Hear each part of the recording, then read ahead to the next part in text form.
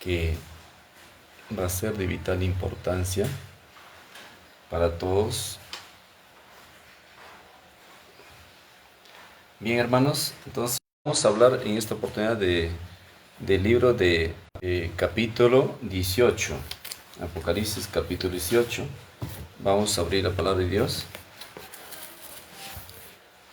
invitándoles siempre que hagan una reverencia en su lugar donde se encuentran.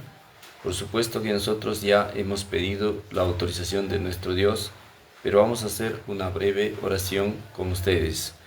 Querido Padre Celestial, en el nombre del Señor Jesús, por tu justicia justificadora, por tu sangre purificadora, venimos a tu presencia, bendito Jesús, al lugar santísimo en la sala del juicio donde te encuentras. Te rogamos que nos perdones todos nuestros pecados y que borres todas nuestras maldades por amor de ti mismo, por tu sangre preciosa que has derramado en la cruz del Calvario.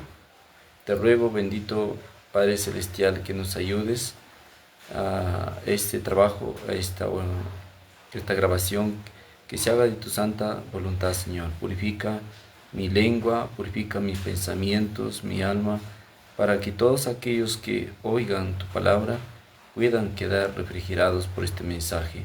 Señor, tú estás haciendo tu última obra de ministración en el lugar santísimo, el santuario celestial, así que ahora estamos delante de tu presencia.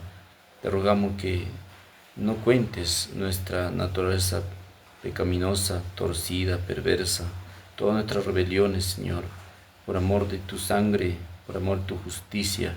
Señor Jesús, sé nuestro abogado, nuestro intercesor, nuestro mediador, con tu justicia y con tu sangre. Por favor, ruega ante Dios para que todavía no cierre el tiempo de gracia hasta que nos hayamos arrepentido de corazón sincero.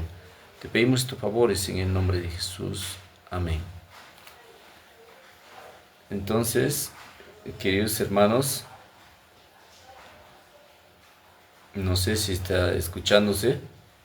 Pueden ustedes comunicarse con nosotros para ver si se oye,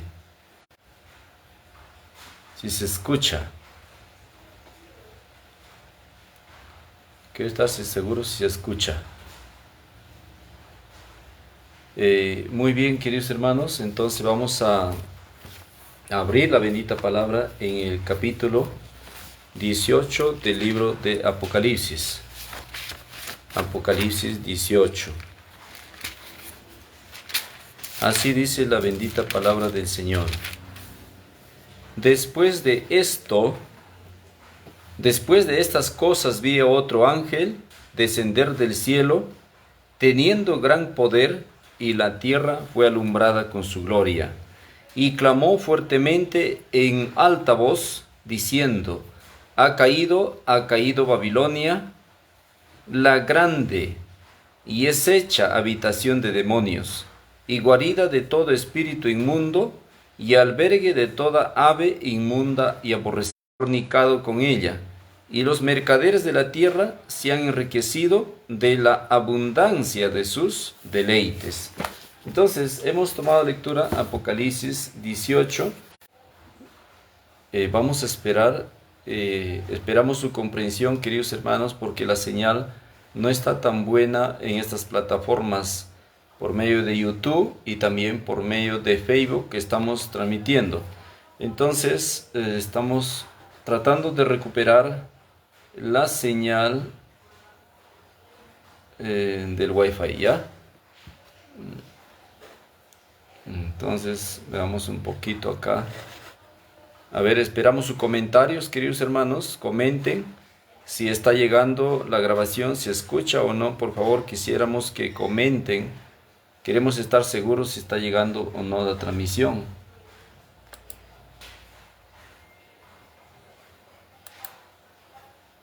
Ya.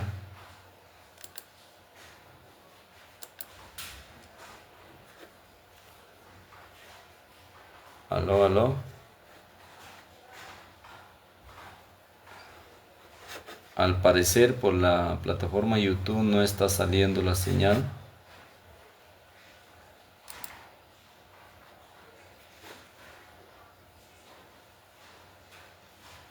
Bueno. Bueno, vamos a seguir, queridos hermanos. Vamos a seguir de todas maneras. La conexión es lenta, ¿no? Conexión lenta, no está transmitiendo bien.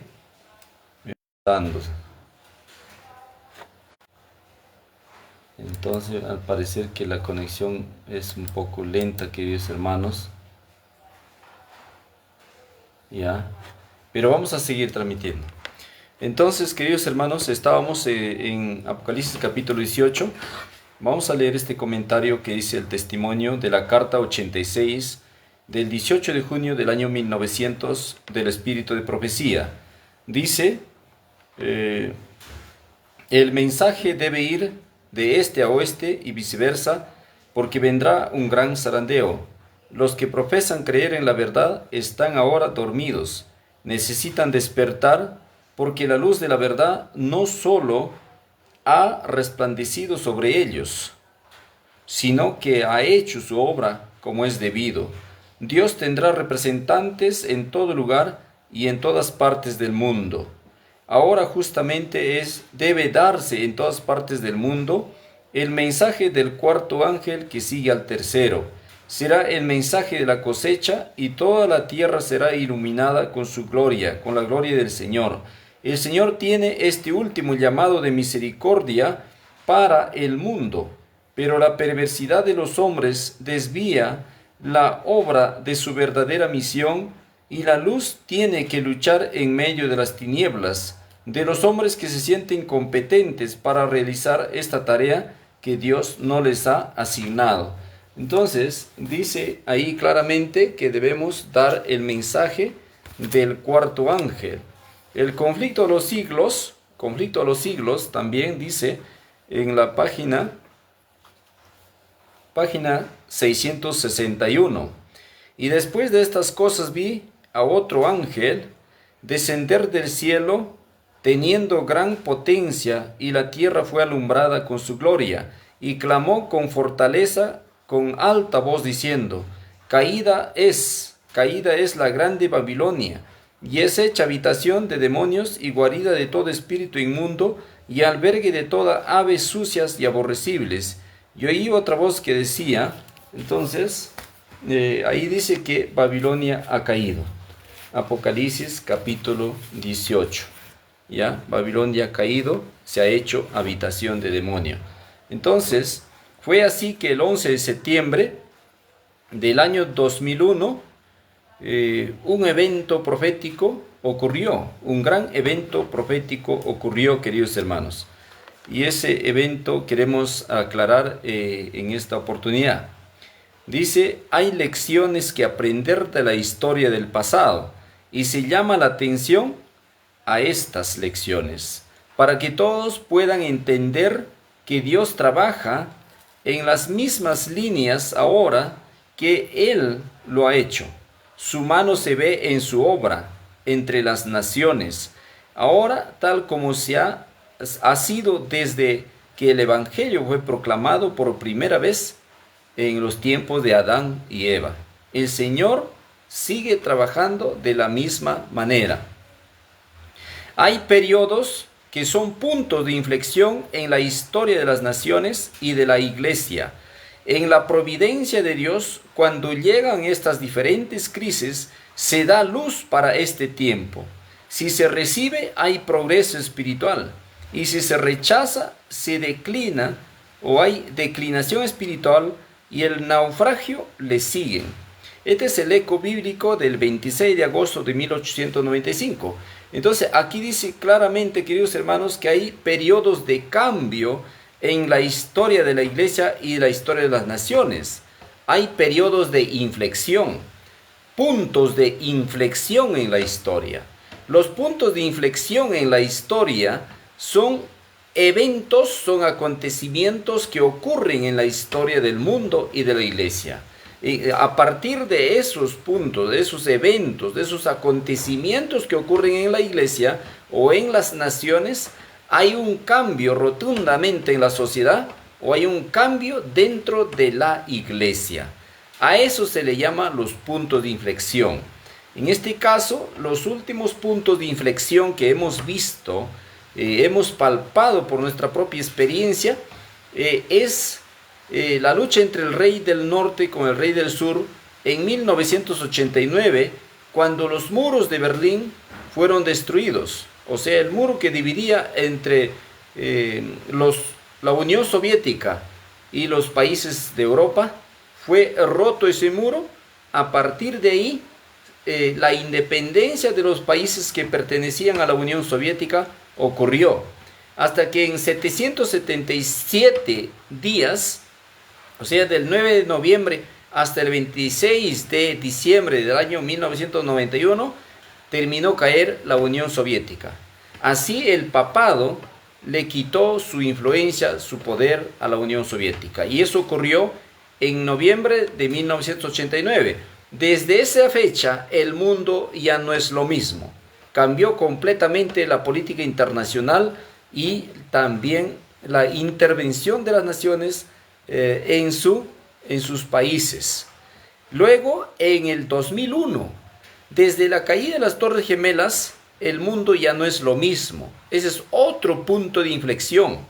Cuando las Torres Gemelas fueron golpeados por los islámicos el 11 de septiembre del año 2001, a partir de ahí el mundo es diferente. La seguridad internacional ha cambiado.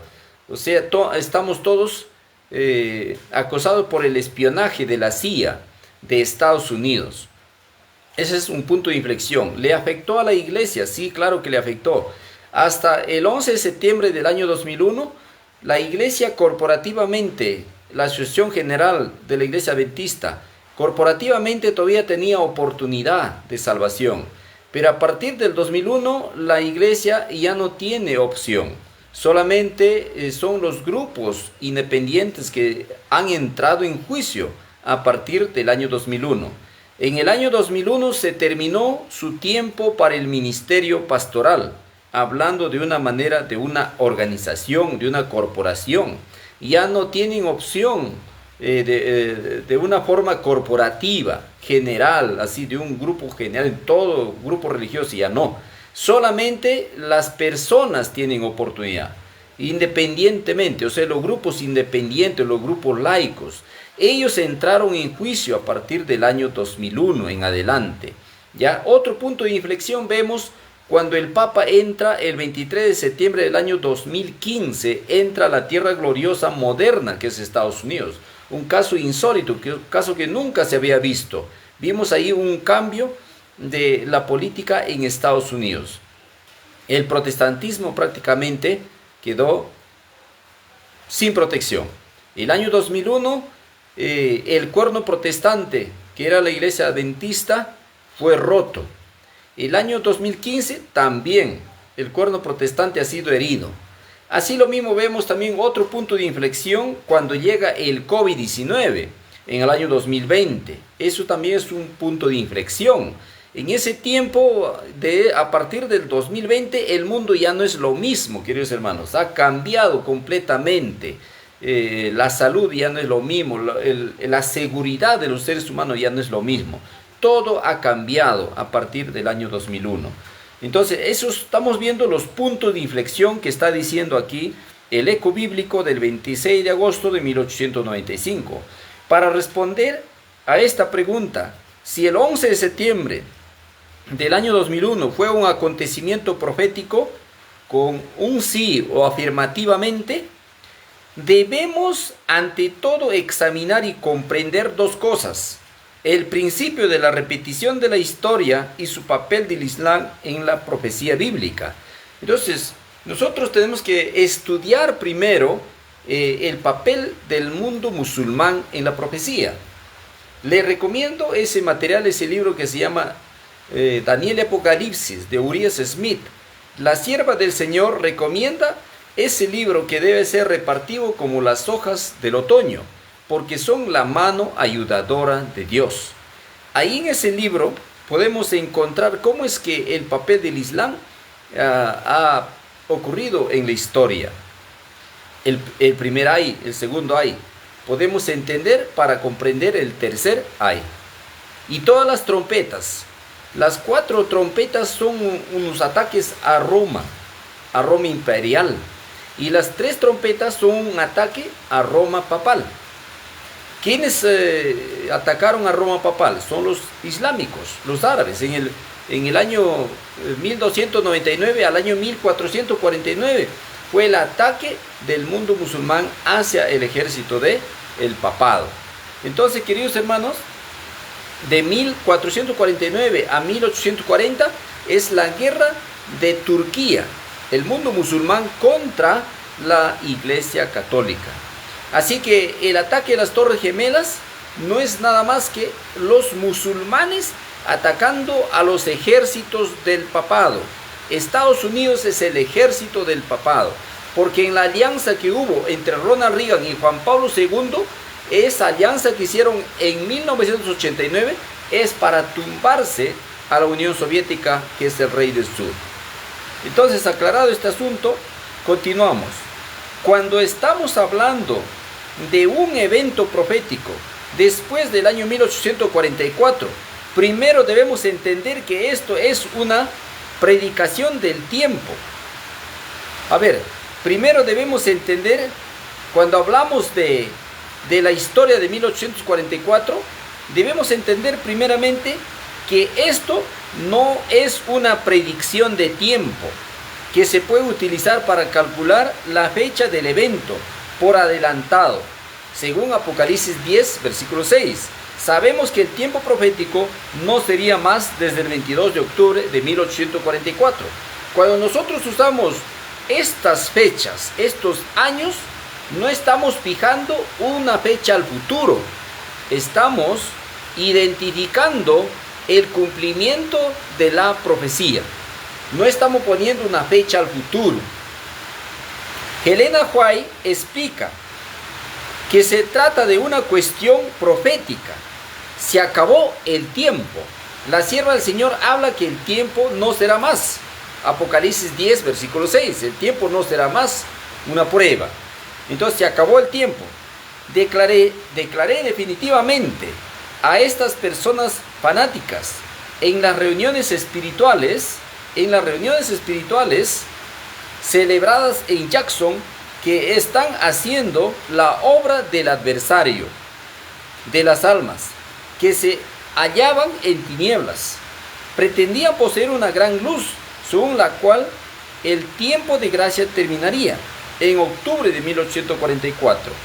Entonces declaré en público que el Señor le había placido mostrarme que no habría una fecha definida para el mensaje dado por Dios desde 1844. Evento de los últimos días, página 34. Entonces, a partir de 1844 no hay una fecha definida, dice, queridos hermanos, ¿ya? No hay una fecha definida para un tiempo profético. Entonces nosotros no estamos fijando una fecha al futuro. Estamos identificando las profecías por el evento cumplido, queridos hermanos, ¿ya? Por el evento cumplido. Ese es el asunto aquí. Ahora, dice también así, queridos hermanos: este tiempo que el ángel declara con sagrado juramento y solemne no es el fin de la historia de este mundo, ni el tiempo de prueba, sino el tiempo profético que debe preceder al advenimiento de nuestro Señor. Es decir, la gente no tendrá otro mensaje en un tiempo definido después de este periodo de tiempo que va desde 1842 hasta 1844. No puede haber un trazado definitivo del tiempo profético. La cuenta más larga llega hasta el otoño de 1844, ¿ya? Entonces, así que si estamos hablando de la fecha del 11 de septiembre del año 2001 como una profecía no calculada de tiempo, se trata más bien de un evento profético, el cual es conocido como una vez que ocurre. Entonces nosotros, cuando hablamos del 2001, no estamos poniendo una fecha a futuro, sino que estamos identificando el cumplimiento de una profecía. ¿Identificando por medio de qué? por medio del evento, del acontecimiento, como dice acá, los puntos de inflexión en la historia de las naciones y de la iglesia. O sea, todos podemos saber de eso. Cuando ocurre un acontecimiento internacional, un acontecimiento mundial, entonces debemos buscar en la palabra de Dios qué es lo que ha ocurrido. Por ejemplo, el 2020, cuando se da la pandemia, el punto de inflexión de la pandemia es el cumplimiento de Mateo capítulo 24, cuando dice, vendrán falsos profetas, nación se levantará contra nación y reino contra reino. Habrá pandemias o pestes en diferentes lugares. Entonces el 2020 es el cumplimiento de Mateo capítulo 24. Identificar ese punto de inflexión es identificar una profecía por medio de el acontecimiento, de lo que ocurre, queridos hermanos, ¿ya? Eso no es fijar una fecha al futuro, sino identificar la profecía de tiempo. Una profecía de tiempo por el acontecimiento, ¿ya?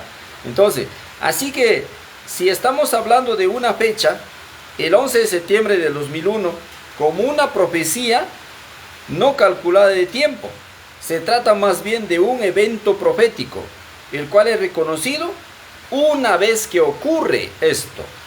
Este es también el caso de la ley dominical. Por ejemplo, la ley dominical es una profecía, pero no es una profecía de tiempo, sino que la ley dominical es un acontecimiento. Cuando nosotros identifiquemos el acontecimiento, puede ser una fecha, pero vamos a reconocerlo por medio de su cumplimiento, o sea, cuando se cumple. Si no se cumple, todavía no es. Por ejemplo, el 18 de julio del año 2024 inició el periodo de la ley dominical. El 5 de noviembre del año 2024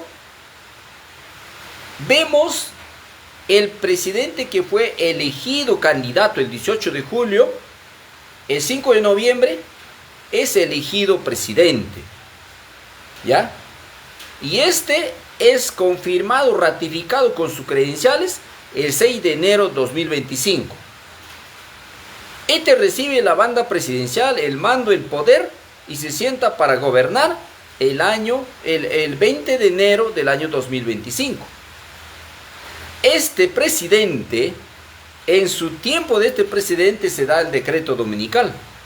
¿Por qué? Porque este presidente está usando el proyecto 2025. En ese proyecto 2025 está estipulado el descanso dominical obligatorio por decreto ejecutivo. Así que el periodo de la ley dominical ya comenzó. Lo que todavía no se da es la firma final, la ejecución, para que esa fecha sea el decreto nacional obligatorio. O sea, falta que el proyecto 2025 lo ratifique, nada más el presidente. Pero como él está usando ese proyecto 2025, donde hay un mandamiento, hay un decreto ahí que va a ejecutarlo, que se llama el descanso dominical, por eso entendemos que el 18 de julio, cuando él es nombrado candidato, empezó el periodo de la ley dominical. Cuando él firme será una fecha, pero ahorita ya empezó el periodo de la ley dominical. Así como el tiempo del fin también es un periodo. De 1989 hasta hoy, hasta el 18 de julio 2024, hemos estado en el periodo de la ley dominical. Desde 1989, en el periodo del tiempo del fin, perdón. Ahora hemos entrado a otro periodo, se llama el periodo de la ley dominical. En ese periodo nos encontramos ahora mismo. Falta solamente la confirmación.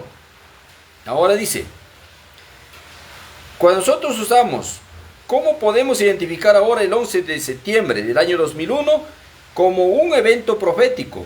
Cuando ya no hay profecía de tiempo que llegan al tiempo después de 1844. Si de 1844 en adelante ya no hay periodo de tiempo, ¿cómo nosotros identificamos al 11 de septiembre de 2001 como una profecía? Esto solo es posible si podemos descubrir que los acontecimientos que tuvieron lugar ese día ya han sido profetizados. Y aquí es donde entra en juego el principio de la repetición de la historia. Así que podemos darnos cuenta que es una profecía, porque ya estaba hablado. La historia de Eclesiastés capítulo 1, 9, 10 o 3 al 15, dice que sabemos que Dios repite la historia.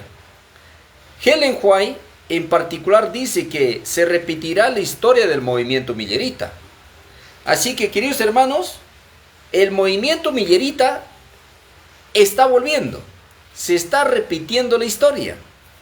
La Odisea no se salva, a menos que la Odisea se convierta a ser la iglesia de Éfeso, o a menos que la Odisea vuelva a ser filadelfiano. Tiene que volver a ser filadelfiano. Los filadelfianos eran fervientes, eran calientes, no eran fríos ni tibios. Entonces la Odisea no se salva porque la Odisea es tibio. Va a ser vomitado en la ley dominical. La Odisea tiene que arrepentirse y volver a ser filadelfiano o volver a ser la iglesia de Éfeso. Eso es lo que habla el testimonio. Si es la Odisea, no se salva, se pierde. Dice, un mensaje especial ha llegado a nuestro mundo. En los mensajes del primero y segundo ángel, Apocalipsis 14, 6 al 8. Citado, bajo la proclamación de estos mensajes, se hizo el clamor de medianoche, y los creyentes en los mensajes fueron obligados a salir de las iglesias, porque predijeron la segunda aparición de Cristo en las nubes del cielo. Todo el mundo iba a oír aquel mensaje. He aquí viene el esposo, salid a recibirlo. Aquí está la parábola de las 10 vírgenes. Esta historia se está volviendo a repetir. Dice, de esto podemos ver que durante el cumplimiento histórico de los 2 primeros mensajes angélicos, también se cumplió la parábola de las 10 vírgenes. En la próxima cita de la hermana White, veremos que esta parábola se repite hasta la última letra. Dice la sierva de esta manera: a menudo se me refiere la parábola de las 10 vírgenes. 5 de ellas eran sabias, 5 eran insensatas. Esta parábola se ha cumplido y se cumplirá de nuevo al pie de la letra, porque tiene una aplicación especial para este tiempo. Y así como el mensaje del tercer ángel se ha cumplido y seguirá siendo la verdad presente hasta el fin de los tiempos. Queridos hermanos, entonces el mensaje de los 3 ángeles se está repitiendo. El mensaje de las 10 vírgenes se está repitiendo. Los 7 truenos se están repitiendo. La historia millerita se está volviendo a repetir. O sea, la Odisea tiene que volver a ser filadelfiano. La Odisea tiene que convertirse a ser un millerita. La Odisea no se salva en ese estado en el que se encuentra. Se pierde, queridos hermanos. ¿Ya? A partir del 11 de septiembre, la corporación ya no tiene gracia. Ya la gracia se ha ido. Ya no está la gracia de Dios con la corporación adventista. Solamente los que han quedado, el remanente de la Odisea, tiene oportunidad, ha entrado en juicio. En la siguiente cita se nos pide que señalemos los eventos futuros, explicando el curso de la historia profética pasada. Es importante reconocer el orden de estos acontecimientos pasados, porque sólo así se puede explicar correctamente el curso del futuro de estos acontecimientos. El primer mensaje y el segundo mensaje se dieron en 1843 y 1844. Y ahora estamos bajo la proclamación del tercer mensaje. Pero aún ahora hay que seguir proclamando los 3 mensajes. Para eso ha venido el cuarto mensaje, el cuarto ángel de Apocalipsis 18, para darle poder a los 3 mensajes, para que estos tres mensajes se sigan dando. Ahora es tan esencial como en cualquier tiempo pasado que se los repita a los que están buscando la verdad. Debemos hacer resonar su proclamación mediante la pluma y la voz. Debemos mostrar su secuencia, la aplicación de las profecías que nos conducen al mensaje del tercer ángel. No puede haber un tercer mensaje sin un primero, sin un segundo. No puede haber un cuarto mensaje sin un tercero. Debemos mostrar su secuencia y la aplicación de las profecías que nos conducen al mensaje del tercer ángel. No puede haber un tercer mensaje sin un primero, sin un segundo. Debemos proclamar al mundo estos mensajes mediante las publicaciones, conferencias que muestren en el ámbito de lo profético las cosas que han sido y las cosas que serán. Mensajes selectos, tomo 2, página 120. Eso es lo que está diciendo, queridos hermanos. Además, la mensajera del Señor recibe las expresiones verdaderas y bíblicas y marcadores durante el tiempo de su mensaje en los primeros ángeles, como el fundamento y el comienzo de una confianza en que debemos tener hasta el fin, ya que la historia, cuando comience hasta el final, se repetirá. La historia se repetirá. Después de esto pasó, cuando esperábamos la venida de Cristo, Dios confió a sus seguidores fieles los principios preciosos de la verdad presente. O sea, los mensajes de los tres ángeles son la verdad presente y todo lo que involucra con los mensajes de los tres ángeles. Estos principios se dieron a los que no habían tenido, estos principios no se dieron a los que no habían tenido parte en la predicación de los mensajes del primero, segundo ángeles. Se dieron a los obreros que habían participado en la causa desde el comienzo. Mensajes selectos, tomo 2, página 448. O sea, estos mensajes, queridos hermanos, que Dios está enviando, dice, a los que desde el comienzo han estado en la causa de Dios. Así lo dio en 1844 y también ahora. Estos mensajes son para los fieles, solamente para los fieles que permanecen firmes en su confianza hasta el fin. Los que pasaron por estas experiencias deben ser tan firmes como una roca en su apego a los principios que nos han convertido en adventistas del séptimo día. Deben ser obreros juntamente con Dios al confirmar el testimonio y al firmar la ley entre sus discípulos. Los que participaron en el establecimiento de nuestra obra sobre un fundamento de la verdad bíblica, los que conocen los postes indicadores que han señalado el camino correcto, deben considerarse como obreros de valor más elevado cuando hablan de las verdades que les ha sido confiados. Aquellos que reconocen, aquellos que respetan y que lo proclaman, los postes indicadores. ¿Cuáles son los postes? Los tres mensajes con la ayuda del cuarto ángel. Eso, queridos hermanos. No solamente eso, también los 7 pilares que fueron establecidos en 1844. Los 7 pilares angulares de la fe del movimiento. Estos lo hacen basándose en una experiencia personal. Estos hombres no deben permitir que su fe se cambie en infidelidad, ni deben permitir que el estandarte del tercer ángel sea arrebatado de sus manos.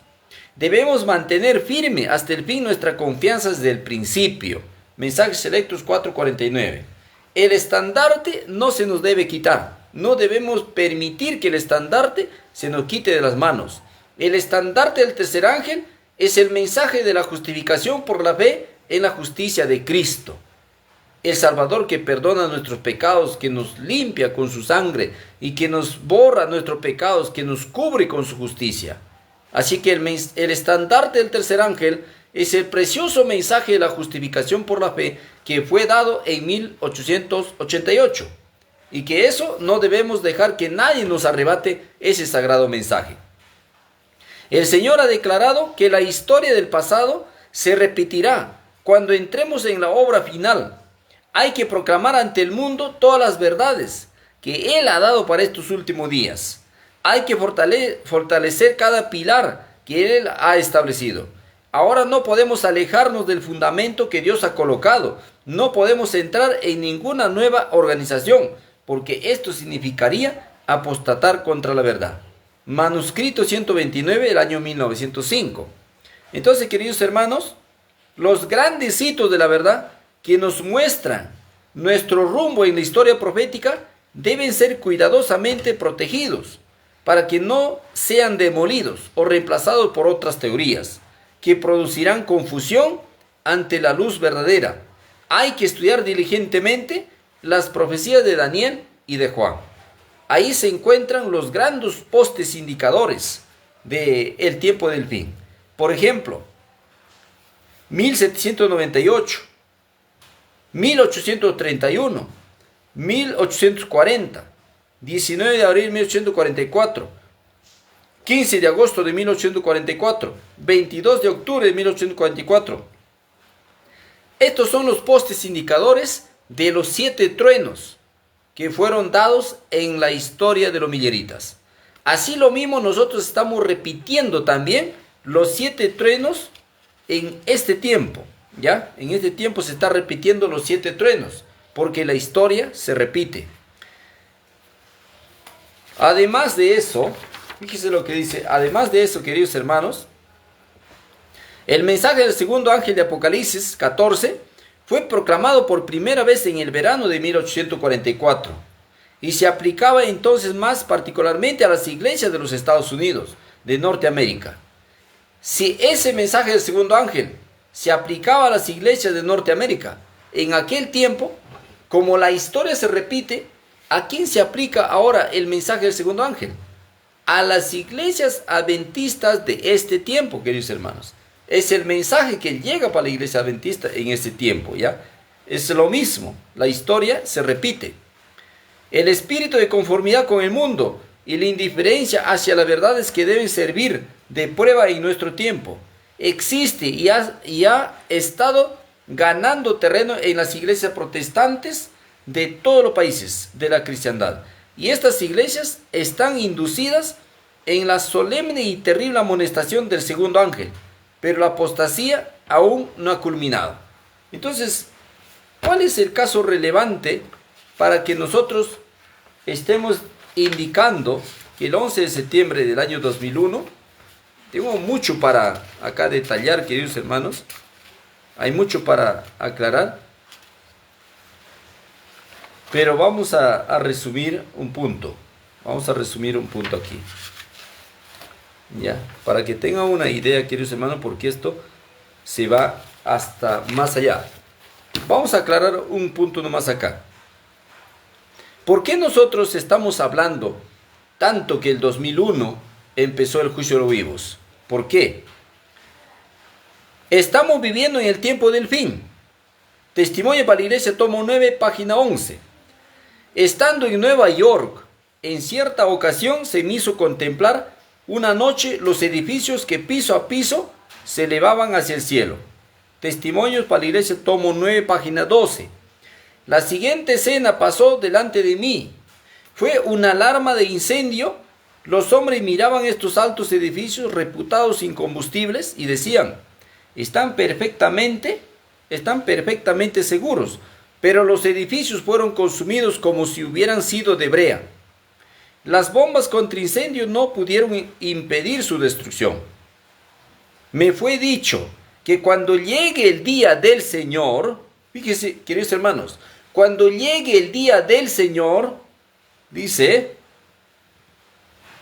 llegue el día del Señor, si no ocurre algún cambio en el corazón de ciertos hombres orgullosos, llenos de ambición, ellos comprobarán que la mano otrora poderosa para salvar, lo será igualmente para destruir. ¿Cuándo? Cuando llegue el día del Señor. ¿Y cuál es el día del Señor, queridos hermanos? El día del Señor es el juicio de los vivos.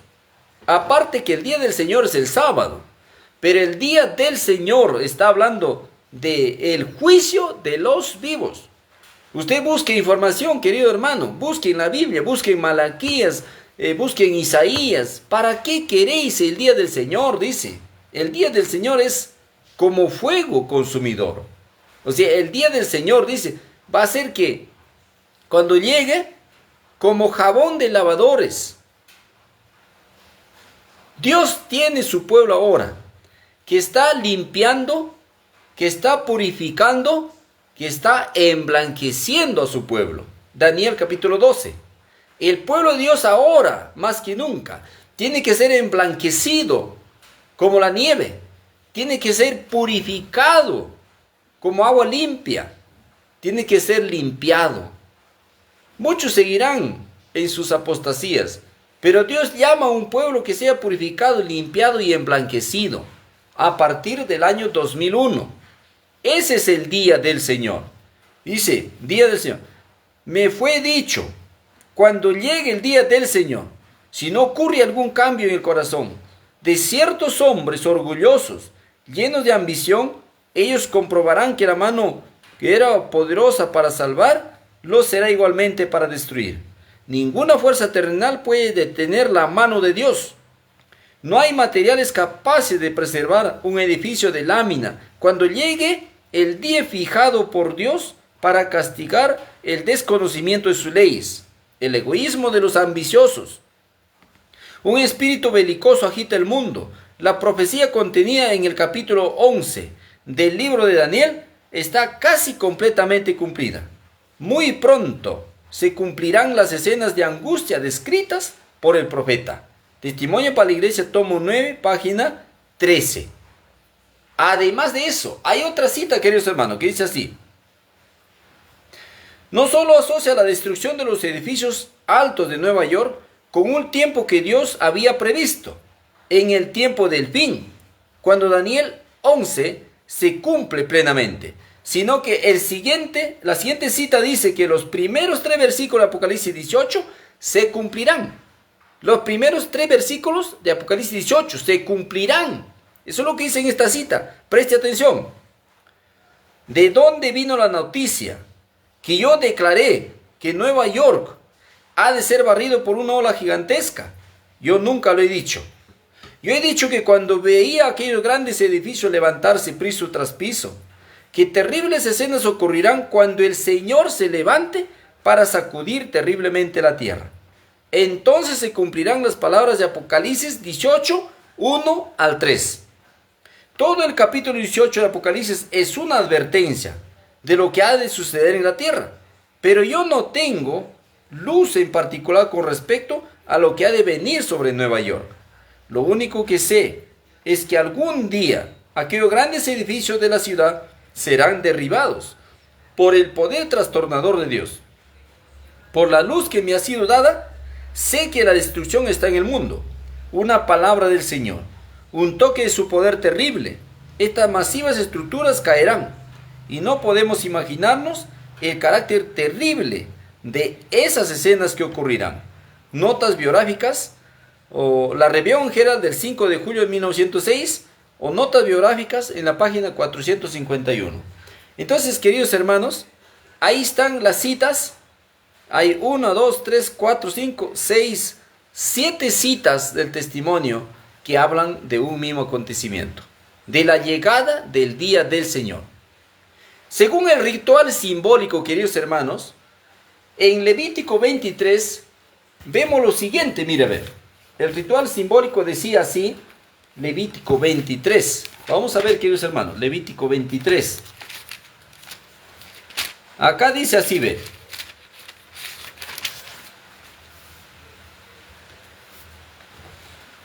Dice,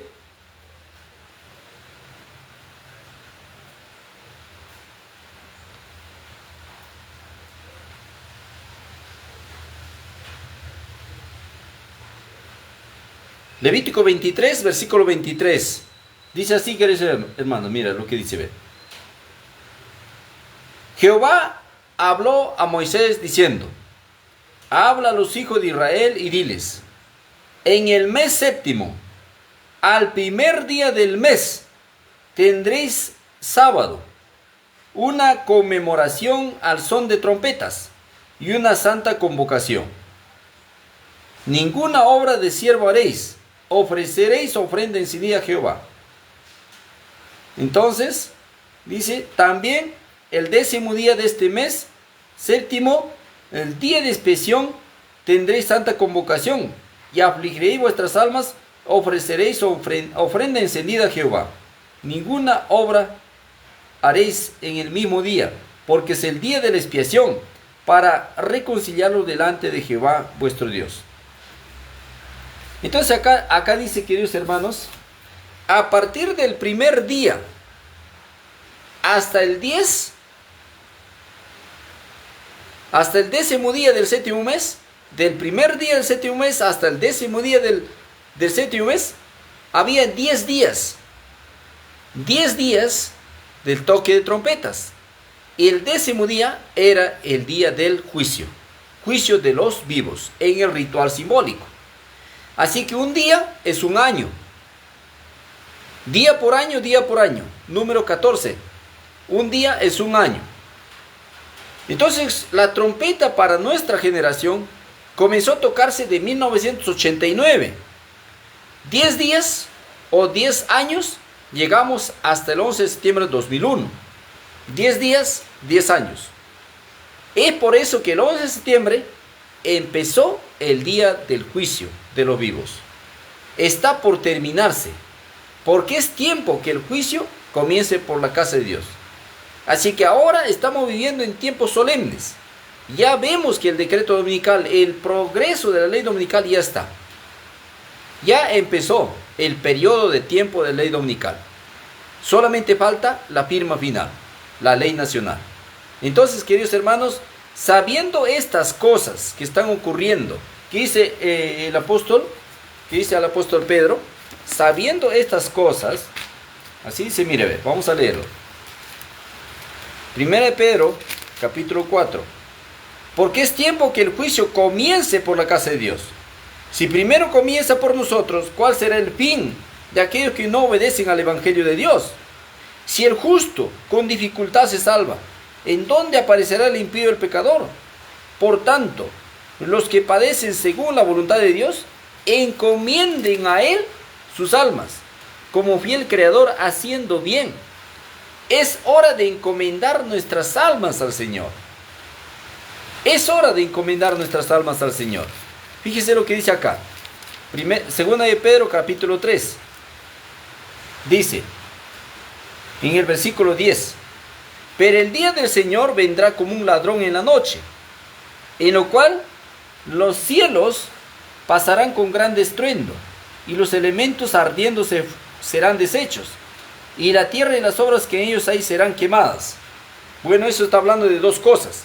Está hablando de la llegada del juicio, día del Señor, es el día del juicio de los vivos, pero también está hablando de la segunda venida de Cristo. O sea, antes que venga la segunda venida de Cristo, primero es el día del Señor. Pues el día del Señor vendrá como ladrón la noche.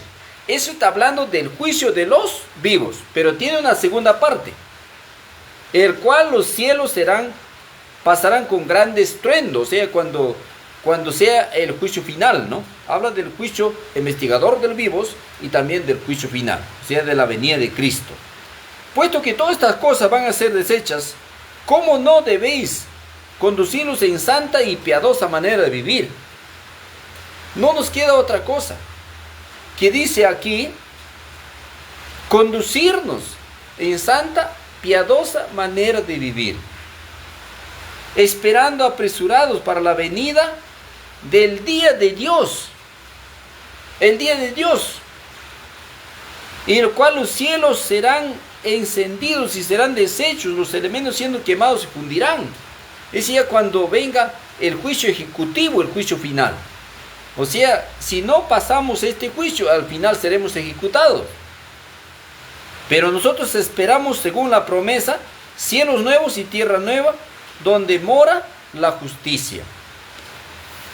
¿Qué podrá estar firme en este tiempo de juicio, queridos hermanos?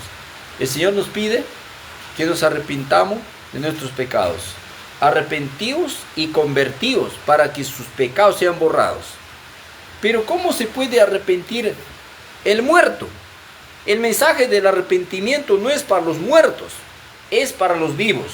¿Para qué debo arrepentirme? Para que mis pecados sean borrados, está diciendo Hechos 3:19. El salmista también entendió este mensaje. Salmos capítulo 32. Fíjese que el salmista también entendió este mensaje maravilloso, queridos hermanos. Dice así, ve, Salmos 32. Bienaventurado aquel cuya transgresión ha sido perdonado y borrado su pecado. ¿Por qué? Porque mi pecado te declaré y no encubrí mi iniquidad. Dije, confesaré mis transgresiones a Jehová, y tú perdonaste la maldad de mi pecado, y mi pecado fue borrado, dice. Cuando confesamos y nos apartamos del pecado, el Señor perdona nuestros pecados y borra nuestros pecados. Borra. El Señor borrará nuestros pecados, porque Él lo ha prometido. Dice así, ve, Isaías capítulo 1. Venid luego, dice, estemos a cuentas. Si vuestros pecados fueran como la grana, como la nieve serán emblanquecidos. Si fueran rojos como el carmesí, vendrán a ser como blanca lana. Dios quiere que su pueblo sea emblanquecido, purificado y limpiado. Querido hermano, querida hermana, confesaremos nuestros pecados. Abandonaremos nuestros pecados. Nos arrepentiremos. Si Dios nos llama al arrepentimiento, ¿lo haremos con prontitud? ¿Qué dice tu corazón? Ahora es el momento que el Señor tenga misericordia de nosotros. Que el Señor perdone todos nuestros pecados y nos conceda su paz y su gozo. Es mi oración para todos ustedes. Que el Señor lo bendiga y les espero en la siguiente parte, porque esto tiene para rato, queridos hermanos. Este mensaje es el mensaje del cuarto ángel que está llegando para dar fuerza y poder al mensaje de los 3 ángeles. Que Dios te bendiga, querido hermano, querida hermana. Oremos para que el Señor nos guarde de todo mal. Gracias, amado Padre, por tu misericordia, por tu palabra. Te pedimos el perdón de nuestros pecados y el borramiento de nuestras maldades. Por amor a la justicia de Cristo y a su sangre preciosa que Él derramó en la cruz del Calvario. Ruego por todos mis amigos que verán esta grabación, este mensaje. Por favor, llega a sus corazones, a sus vidas. Ayúdalos a comprender que estamos viviendo tiempos muy solemnes, tiempos realmente conmovedores. En tu mano nos encomendamos, Señor, en la gracia de nuestro Señor Jesús. Amén. El Señor lo bendiga. Les espero en la siguiente presentación.